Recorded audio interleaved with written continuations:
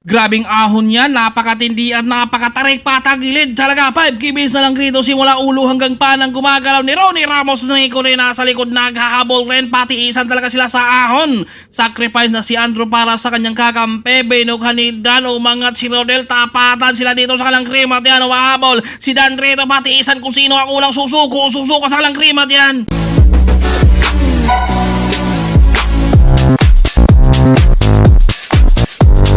Panagsisibuyas 2026 Aritaw, Nueva Vizcaya. What's up mga sir? For today's videos, ito yung magandang laban ngayon sa ating MTV dahil semi-trail tayo. Medyo maganda yung ahon pa nila at medyo ahon-ahon rin. Mahihirapan din sila dito ngayon ha. Although hindi pa natin talaga napuntahan yung ruta rito dahil siyempre bihira lang tayo makadayo dito. At maraming salamat din sa lahat ng mga taga-Aritaw. Ito yung maganda sa ahon dahil wala talagang aberya yun ha. Dahil siyempre sa MTV, ito yung mahirap din sa kanila gawa ng kapag ikaw ay nalalaglagan rito. Yun, talagang maiwanan ka na talaga dahil mabigat din to. Dahil although mas maganda itong parang semi-trail na may road drain. Kaya ito pag bitaw, kahit neutral pa lang dahil alam naman natin na kapag meron tayong mga hindi talaga sanay na kamarera ay talagang maiwanan sila kaagad dahil siyempre mga excited na to nila at marami tayong mga dayo rin dito. Ito binitawan na sila rito at napakarami nila at tanaw na natin kaagad yung bundok rito ha. Kaya ito marami na mga nag-atrasan rito ngayon no. Dahil pag bitaw ahong kaagad kaya nagugulat tayo rito kaya nagkalasan na tayo sila dito sa likuran no. At syempre nakita natin sa harapan dyan, nandyan si Ronnie Ramos nakabungad gaga ng RCC. O mga mahirap itong kalaban nila ngayon rito. Syempre may mga kurpuhan rin tayo dyan.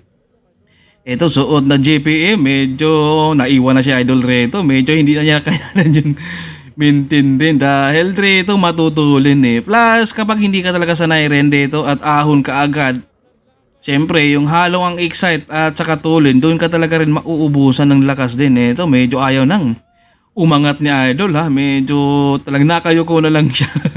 Gawa ng start pa lang, medyo, matulin na sila kaagad dahil ahon at semi-trail. Kaya magandang laban to ngayon ha.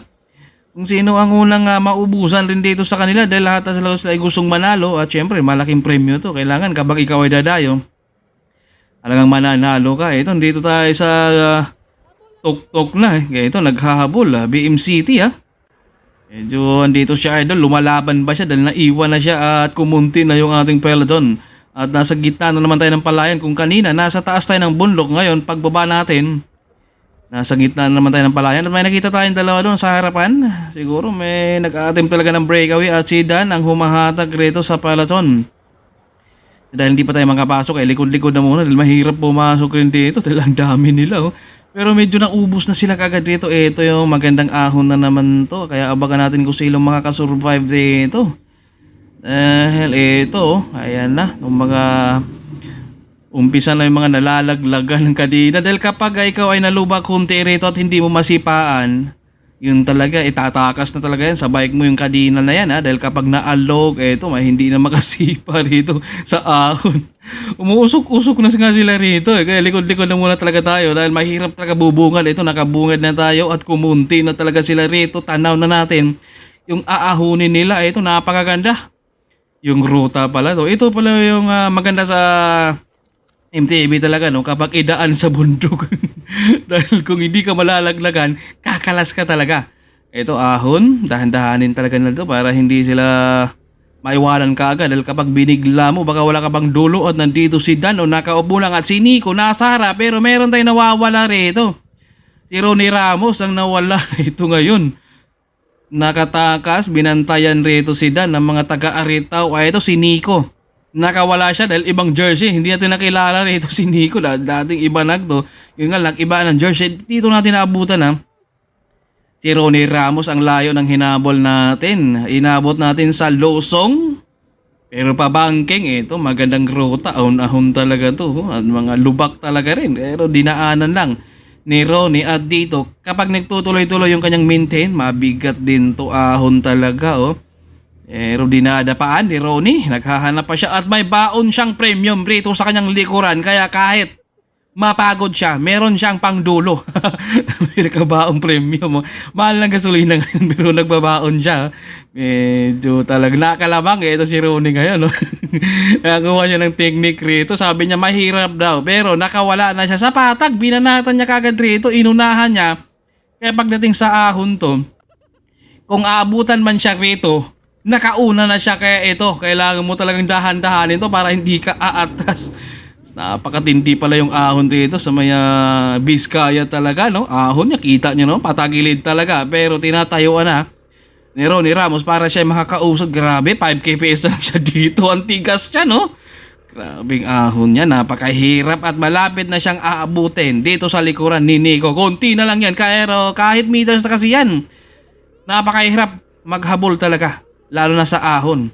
Simula ulo hanggang paano yung gumagalaw ni Ronnie Ramos para makakausad siya. Pero 1-2 na rin yung sipa rin ni Nico sa baba. Kung nahirapan rito, si Ronnie mas nahirapan yung naghabol. Gawa ng kailangan mas mataas siya ng speed rito. Tanaw na lang yan. 50 meters na lang yung agwat dyan. Pero napakahirap kapag ahon talaga. Nakahubad na. Alam na talaga dito ni Ronnie na pagod na siya dahil simula ulo hanggang paano yung kanyang gumagalaw para makakausad siya. Rito 2 kps lang talaga siya dito sa ahon, no? Grabe, ang bigat ng ahon dito sa Vizcaya. Pero nahirapan din naman talaga si Nico na makakadikit rito dahil inunahan na sila sa patag pa lang. Kumbaga nautakan sila rito ni Ronnie Ramos talagang inunahan na niya. Kaya ito paparecover pa sana si Nico rito. Malapit na siyang dumikit. Yun nga lang napakahirap din naman talaga tiisin. Dahil nakauna na si Ronnie. 1-2 na yan si Ronnie. Umaga nahirapan na rin siya pero mas nahirapan yung naghahabol rito na si Nico. Gawa ng naunahan na siya na parang sinuntok na gustong bumawi pero hindi makabawi. Kita nyo naman, matining sana sumipa rito si Nico eh. Yun nga lang, medyo nakaagwat na talaga. Oh. Kita nyo naman yung cambio ni Nico rito. Matulin pa sana dito si Nico. Yun nga lang, nakaagwat na. Kumbaga nahihirapan na rin dito si Nico. At nandyan rin sila Dan. Kumbaga grabe kapag ahon talaga. Ito talaga yung mahirap para sa mga riders there. Kita nyo naman yan, no? Talagang kumakatawan na talaga. Rito si Ronnie, 2 kps na lang talaga siya dito. Grabing tigas yan. Makakausad kaya siya dito dahil tumitigas na talaga at ayaw nang umusad. Pero grabe din yung fighting spirit dito ni Ronnie Ramos. Sabi niya, kaya ko to dahil nakawala na ako at mahirap din dumayo. Syempre, kailangan ko talagang tiisin to kahit pagod na ako. Alam ko sa sarili na kaya ko to. Eto, nakausad. Kanina talagang tumigas na yung sipa ni Ronnie, ha. Doon talaga siya nahirapan sa ahon at dito natapos niya. Pero nandyan pa yung taas. Hindi pa talaga tapos. Sabi niya, grabe yung ahon dito. Mga nahirapan talaga. Pero syempre, ang kailangan talaga ay tiis. Eto na. Bumaba na tayo. Parang nasa ibang bansa tayo sa ganitong panahon natin, na napakainit at dito nakababa na siya at ahon na naman ang kasunod. Yung ruta nila, yung ahon ng ITT ng Tour of Vizcaya. Kaya mahirap din yun, dahil pero yung mga sprinter nun, nagugulat tayo sa kanila dahil pinapatag nila Corpus at John Paul Morales. Kita nyo naman yan. Kanina ininom niya at ngayon binuhos na yung premium. Wala na siyang tubig. Ito, medyo na traffic pa si dito, Ronnie Ramos, pero wala siya kanya dito. Ang iniisip talaga niya na gusto niyang matapos na. Dahil kapag ikaw ay nasa breakaway ka, napakahirap talaga suluhin, napakahirap mag-success. Kita niyo naman yan, yung kanyang jersey talaga ang nagpapatibay sa kanya dito. Saludo tayo dito. Ayun ang taas, yun ang kanyang gagapangin talaga. No? Kaya tinuturo na dito ni Ronnie na sabi niya, gusto ko na sanang tapusin pero wala pang finish time. Napakahirap talaga. Kita nyo naman yan, pinapanay-panay niya dito. Gusto na sana niyang tapusin siguro dito dahil napakahirap din naman, lalo na kapag ahon. Pero kailangan niyang tiisin to bago siya talaga maabutan dahil mga climber ang nasa likuran. Siyempre may pang-ahon rin ito si Ronnie Ramos dahil nakahanap siya ng technique kanina. Inunahan niya kagad sa patag para pagdating sa ahon hindi na siya sumabay sa mga climber. Kaya talagang nakagawa siya ng moves niya. Dahil syempre sa loob ng karera kapag makikipagsabayan ka sa mga climber, alam mo talaga na maiwanan ka. Kaya sa patag kanina, inunahan, binanatan niya kaagad, kaya si Nico hindi kunti lang mga 50 meters lang talaga yung agwat, yung nahihirapan rin talaga si Nico, gawa ng naunahan na siya. Kumbaga nautakan sila rito, plus nandun rin si Dan na naghabol. Pero kapag ito ay magkasabay sila sa mga climber, talagang maiwanan to. Si Ronnie, gawa ng sabi niya hindi daw siya climber, pero may pang-ahon, kakaiba yung galing rin ni Ronnie Ramos Kita niyo naman yung sipa niyan. Matining, parang kulang para yung cambio, at kita niyo naman yan, pati truck umuusok sa ahon, matarik talaga dito. Pero si Ronnie Ramos, hinahanap talaga yung finish line rito. Dahil sa kanyang solo breakaway na pinakita, tiniis niya para makakausad siya, hindi siya nagdalawang isip na sana ay makakawala talaga ako, gawa ng syempre dayo to dito. Kapag ikaw ay dayo, kailangan mo talagang manalo at hindi ka talaga magdalawang isip na talagang sabay-sabay. Ipakita mo talaga yung ensayo mo. At syempre kapag dayo ka, meron ka talagang ensayo na may dala ka talagang ensayo. Grabing sipa yan, no? At parang 42 pa ata yung plato. Kung mahina-hina ang pundasyon rito ni Ronnie Ramos sa kanyang bike, talaga giba talaga rito. At ito, ramdam na rin talaga niya dito na yung pagod, groggy, gutom, syempre, at uhaw.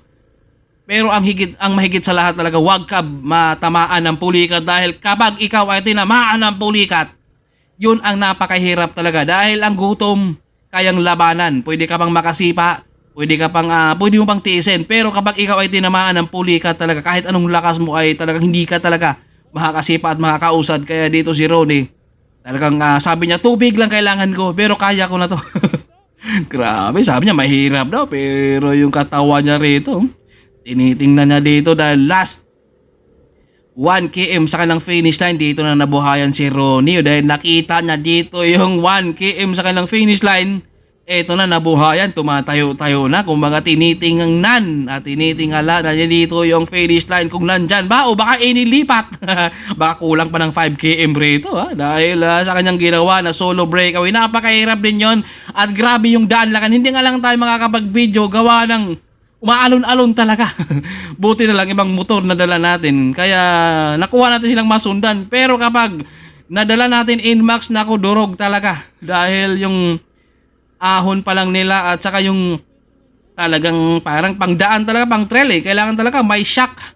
Grabing tiis dito ni Ronnie, pagod na siya. Gawa ng kakaiba na rin yung hawak niya sa manubela rito, pero kailangan talaga niyang tiisin dahil nandito niya sa breakaway. Ayaw niyang i-atras na yan, dahil kapag i-atras, sayang yung pinaghirapan mo, yung pinagpaguran mo nung umpisa, tapos i-atras mo sa dulo dahil pagod ka na. Kailangan mo talagang tiisin dahil ganito talaga ang tunay na siklista na palaban. Hindi ka talaga basta susukurin dahil alam mo naman na napapagod rin. Kung pagod si Ronnie Ramos rito, mas pagod yung nasa harapan dahil kailangan nilang mas mataas ang speed laban dito sa ating breakaway. Grabe, gusto pa ata nagkaikakambyo pa dito ni Ronnie. Pero paglingo niya dito ay wala siyang nakikita, kaya dito rin siya talaga nabuhayan ng loob na sana nandyan na yung finisan. Kahit 1 km kapag ahon, napakalayo pa yan dahil syempre kailangan mo talagang mamuwersa yan at ligo. Buti na lang may nag-abot ng tubig rito kay Ronnie. Kung wala, medyo mahirapan, at dito nakapag-recover dahil may tubig, nakakasulina siya, kaya bumomba siya. Kita nyo naman yung ahon na dito, patagilid talaga Napakahirap yan kung hindi ka talaga ensayado. At last 100 meters sa kanilang finish line, masasagad na kaya dito ni Ronnie Ramos hanggang finish line dahil flat na lang ang kalaban niya dito dahil wala na tayo nakikita dyan sa baba. Grabe, ang tindi, sumipa. Talagang tinapos niya simula umpisa hanggang finish line talaga yung kanyang breakaway. Grabe ang pinakita ni Ronnie. Iba talaga kapag tayo, kailangan mo talagang magpupursige para manalo. Kaya congrats. Ito yung ating second group kasama si Andrew Rodel at si Dan. Etong maganda dahil magkapariha sila ng babe short rito ni Dan at saka ni Ronnie Ramos. Kaya ito, kakampi rito ang magpupursige ngayon rito. Sacrifice si Andrew. Nandito naman si Rodel at si Dan nakikiramdam sa likuran din. Ito yung abangan natin kung sino ang second, third, and fourth natin rito dahil si Ronnie Ramos, grabe yung kanyang ginawa, yung kanyang breakaway, talagang tiniis niya para siya ay makakausad last 100 meters of finish line sila rito. Andrew nakabungad, Rodel nasa likuran, pagod na. Rito si Andrew, ramdam na dito yung pagod, groggy, hingal, pero nandito na sa breakaway dahil nakita na lang yung 100 meters of finish line.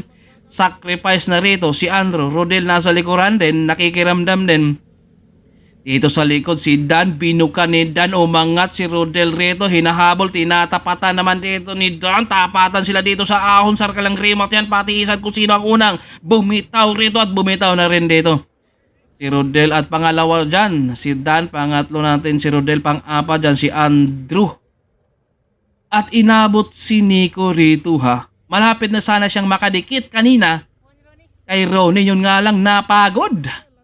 Talaga si Nico, ganun talaga. Ito po, si Nico rin dito, humabol pa. Yun nga lang, inabot siya. Sayang dol. Siyempre, may mga kurpuhan na siguro yan sila. Ha? Ito, rumimati pa. At mayroon din tayong dayo rin dito from Imatown, Bulacan. Grabe, ang layo na yan napunta dito. Ito si Idol, oh. Hindi, ilan yung pinakalas mo kaya sa ahon? Hindi ko masabi. Hindi mo. Mahigit ko mo lang. Mahigit ko mo. Pangilan ka ngayon? Mga bikers. Pangilan ka? Sa pang-18 siguro. Ah, laban na ano? Bawi na lang sa susunod. Mga bikers. Grabe si Idol dito. Ang layo ng dayo, ha. Layo ng dayo mo. Lima. Ah, team Imatown, no? Ako si Ernie. Lima. Mga bikers. Yun, thank you, thank you.